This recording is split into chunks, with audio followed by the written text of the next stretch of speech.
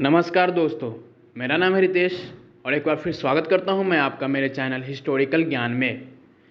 इस बार मैं लेके आया हूं आप सबके लिए साप्ताहिक व्रत कथा और उसकी विधि। तो चलिए सप्ताह के पहले दिन यानी सोमवार से शुरुआत करते हैं। इसमें मैं आप सबको सोमवार व्रत की कथा और उसकी विधि बताने जा रहा हूँ। आशा करता हूँ वीडियो के अंत तक आप बने रहोगे और इस चीज़ को समझोगे और वही चीज़ आप करोगे। तो चलिए कथा की ओर। पहले समय में किसी नगर में एक धनी व्यापारी रहता था। दूर दूर तक उसका व्यापार फैला हुआ था। नगर के सभी लोग उस व्यापारी का सम्मान करते थे। इतना सब कुछ से संपन्न होने के बाद भी वह व्यापारी बहुत दुखी था, क्योंकि उसका कोई पुत्र नहीं था, जिस कारण अपने मृत्यु के पश्चात व्यापार के उत्तराधिकारी की चिंता उसे हमेशा सताती रहती थी।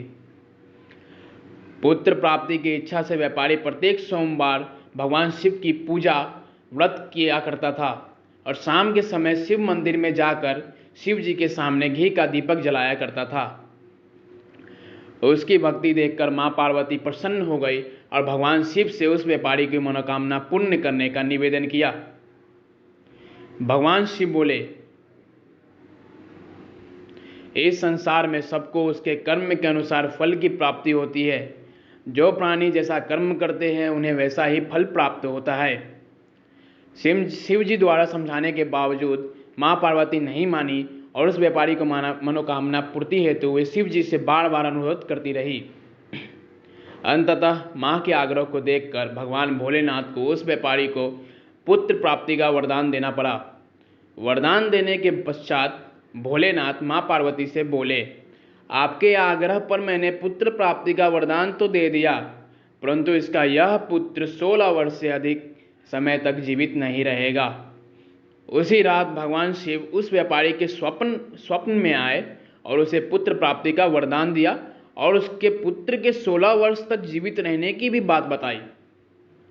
भगवान के वरदान से व्यापारी को खुशी तो हुई, लेकिन पुत्र की अल्प आयु की चिंता ने उस खुशी को नष्ट कर दिया। व्यापारी पहले की तरह सोमवार के दिन भगवान शिव का विधिवत व्रत करता रहा। कुछ महीनों के बाद उसके घर में अति सुंदर बालक का जन्म हुआ।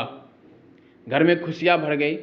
बहुत धूमधाम से पुत्र जन्म का समारोह मनाया गया, परंतु व्यापारी को पुत्र जन्म की अधिक खुशी नहीं हुई, क्योंकि उस पुत्र की अल्प आयु के रहस्य का उसे पता था। जब पुत्र 12 वर्ष का हुआ तो व्यापारी ने उसे अपने मामा के साथ पढ़ने के लिए वाराणसी भेज दिया। लड़का अपने मामा के साथ शिक्षा प्राप्ति हेतु चल दिया। रास्ते में जहाँ भी मामा भांजा विश्राम हेतु रुकते, वहीं यज्ञ करते और ब्राह्मणों को भोजन कराते। लंबी यात्रा के बाद मामा और भांजा एक नगर में पहुँचे। उस दिन नगर के राजा की कन्या का विवाह था, जिस कारण पूरे नगर को सजाया गया था। निश्चित समय पर बारात आ गई, लेकिन वर का पिता अपने बेटे के एक आंख से काने होने के कारण बहुत चिंतित था।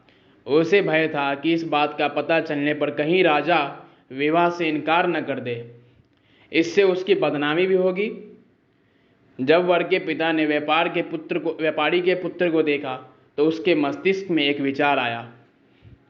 उसने सोचा, क्यों न इस लड़के को दूल्हा बनाकर राजकुमारी से विवाह करा दूं।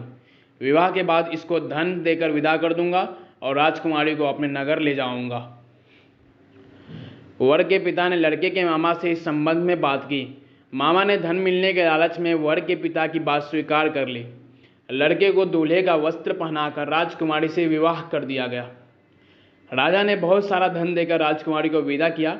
शादी के बाद लड़का जब राजकुमारी के साथ लौट रहा था तो वह सच नहीं छिपा सका और उसने राजकुमारी के ओढ़नी पर लिख दिया, राजकुमारी, तुम्हारा विवाह मेरे साथ हुआ था। मैं तो वाराणसी पढ़ने के लिए जा रहा हूँ और अब तुम्हें जिस नवयुवक की पत्नी बनना पड़ेगा वह कान्हा है। जब राजकुमारी ने अपनी ओढ़नी पर लिखा हुआ पढ़ा तो उसने काने लड़के के साथ जाने से इनकार कर दिया।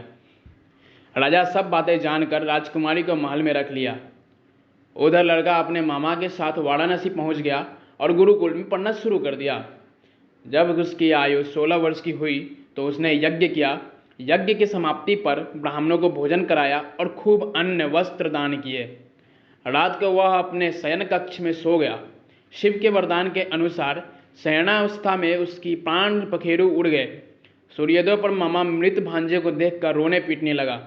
आसपास के लोग भी एकत्र होकर दुख प्रकट करने लगे। लड़के के मामा के रोने विलाप करने के स्वर समीप से गुजरते हुए भगवान शिव और माता पार्वती भी सुने। पार्वती जी ने भगवान शिव से कहा, प्राणनाथ, मुझे इसके रोने के स्वर सहन नहीं हो रहे, आप इस व्यक्ति के कष्ट को अवश्य दूर करें। भगवान शिव ने पार्वती के साथ अदृश्य रूप में समीप जाकर देखा तो भोलेनाथ पार्वती से बोले, यह तो उस व्यापारी का पुत्र है जिसे मैंने 16 वर्ष की आयु का वरदान दिया था। इसकी आयु पूरी हो गई है, इसलिए अब इसे जाना होगा। माँ पार्वती ने फिर भगवान शिव से निवेदन कर उस बालक को जीवन देने का आग्रह किया। माता पार्वती के आग्रह पर भगवान शिव ने उस लड़के को जीवित होने का वरदान दिया और कुछ ही पल में वह जीवित होकर उठ बैठा। शिक्षा समाप्त करके लड़का मामा के साथ अपने नगर की ओर चल दिया। दोनों चलते हुए उसी नगर में पहुंचे जहां उसका विवाह हुआ था। उस नगर में भी यज्ञ का आयोजन किया। समीप से गुजरते हुए नगर के राजा ने यज्ञ का आयोजन देखा और उसने तुरंत ही लड़के और उसके मामा को पहचान लिया। यज्ञ के समाप्त होने पर राजा मामा और लड़के को महल में ले गया और कुछ दिन उन्हें महल में रखकर बहुत सा धन, वस्त्र आदि देकर राजकुमारी के साथ विदा कर दिया। इधर भूखे प्यासे रहकर व्यापारी और उसकी पत्नी बेटे की प्रतीक्षा कर रहे थे। उन्होंने प्रतीक्षा कर रखी थी कि यदि उनके बेटे की मृत्यु का समाचार उन्हें मिला तो दोनों अपने प्राण त्याग देंगे। परंतु जैसे ही उसने बेटे के जीवित वापस लौटने का समाचार सुना तो वह बहुत प्रसन्न हुआ। वह अपने पत्नी और मित्रों के साथ नगर के द्वार पर पहुंचा।